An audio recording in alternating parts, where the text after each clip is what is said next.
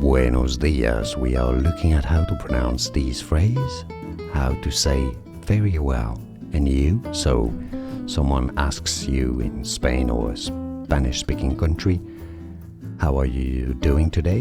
¿Cómo estás hoy? For example, you'd answer muy bien, muy meaning very, bien meaning good, muy bien. So you answer, I'm very good, or just very good. That's how the Spanish would say it, muy bien. Now to be polite, you want to respond back, ¿y tú? Meaning, and you, how about you? ¿Y tú? ¿Y tú? ¿Y is and, tú is you. And you? So overall, someone asks, ¿qué tal? You say, muy bien. ¿Y tú? Muy bien. ¿Y tú? ¿Qué tal? How are you? Muy bien. ¿Y tú? And now you know. Like this video if you found it useful. Appreciate your support. More videos for you here to learn more. Thanks for watching.